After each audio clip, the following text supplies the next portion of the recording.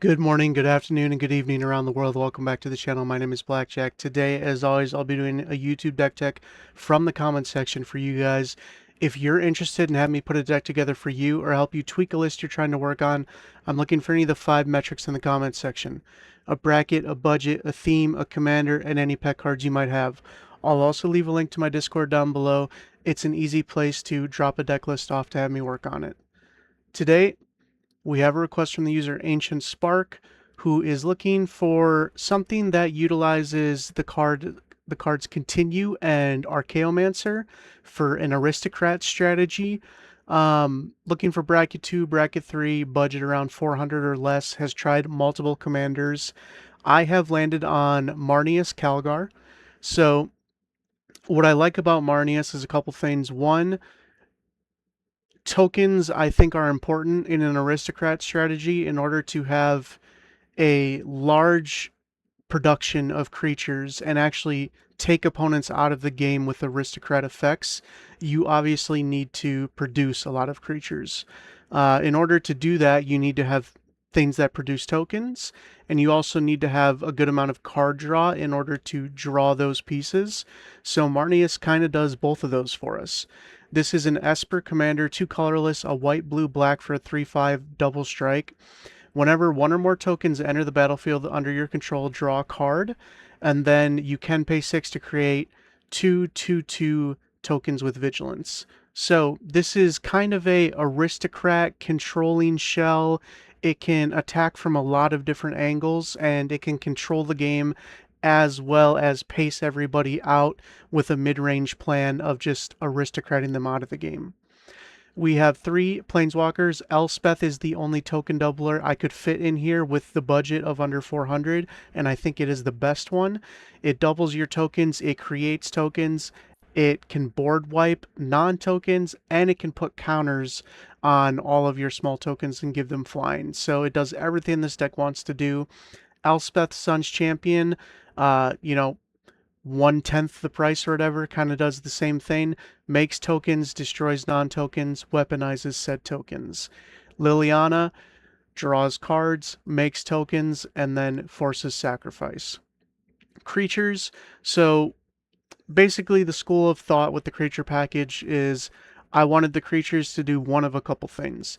They either needed to generate tokens, they needed to draw cards, or they needed to go with our aristocrat strategy of benefiting off sacrificing or be a sacrifice outlet themselves. So things like Adeline and Anak Strike Leader, Bitterbloom Bearer, these are all great at generating tokens in mass for us. You're also looking at things like Fairy Artisans, Emrakul's Messenger, Homunculus Horde, Jadar, Min, Monastery Mentor, Nadir Kraken, Ophiomancer. These all do a phenomenal job of generating tokens in mass for us. And then as far as how we get paid for utilizing those tokens, Blood Artist, Cruel Celebrant, Elias Ill.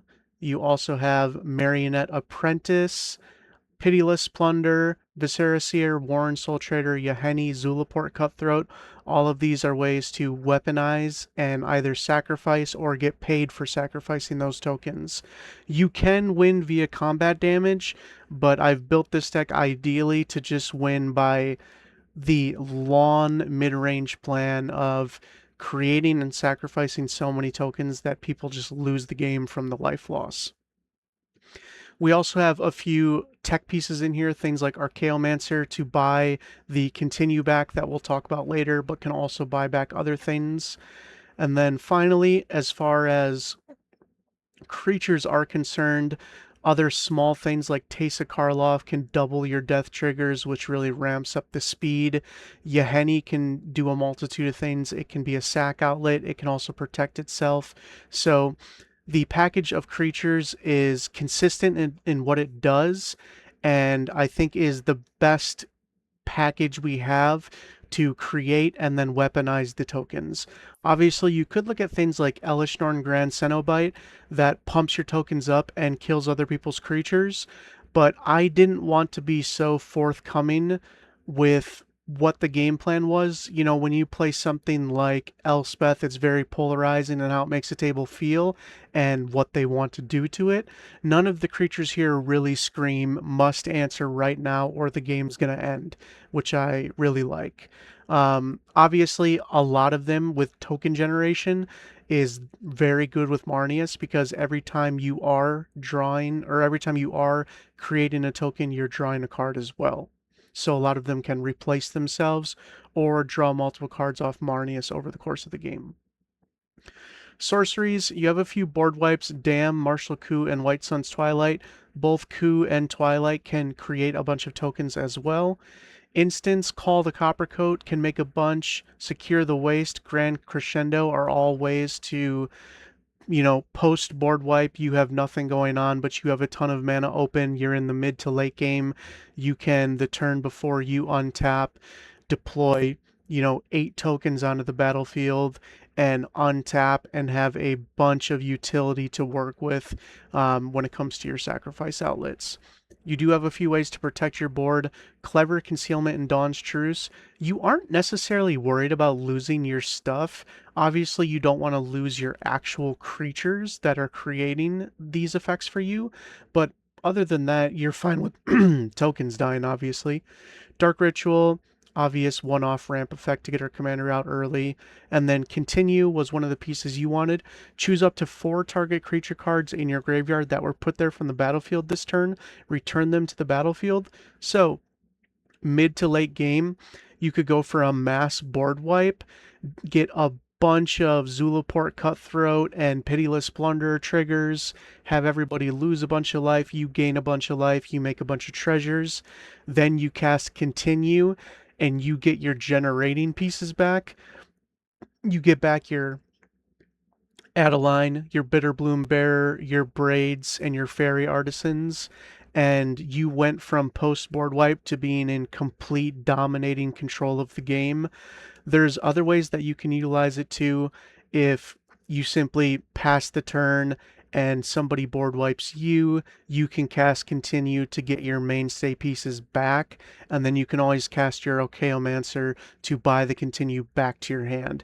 So it's a kind of a continuing cycle of casting Continue and then putting out Ochaomancer to buy it back. Artifacts, so we do have 10 pieces of ramp here. Arcane Signet, Azorius Signet, Dimir Signet, Felwar Stone, Orzhov Signet, Soul Ring, Talisman, Talisman, Talisman, and then Felwar Stone. Wait, did I only put 9 in here? 1, 2, 3, 4, 5, 6, 7, 6, 7, 8, 9. Oh, I guess there's only 9 pieces of ramp in here. What am I missing? I am missing the one that gives you a unbounded hand size. Either way, sorry, I'm going off into a tangent. Ashnod's Altar, we could not fit Phyrexian Altar in here. Obviously, it would be good, but it's extremely expensive. Ashnod's Altar, creating colorless mana, can still be weaponized and be very good for us, especially when it comes to interacting with things like your commander's activated ability, things like Shorikai. You also have Halo Fountain. It can generate tokens and eventually win the game if you really get to that point. Lightning Greaves and Swiftfoot Boots to protect your mainstay pieces that are generating and paying off.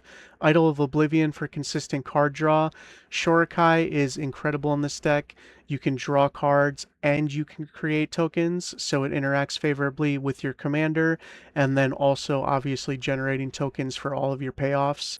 Skull Clamp, the best card draw in any token generating deck, bar none. Finally, Spawning Pit is a great sack outlet to, again, maybe work with Continue. You can just chuck a bunch of stuff into the pit, put a truckload of counters on it, get a bunch of triggers, then cast your Continue and get all that stuff back, all the while drawing cards and dealing damage and gaining life.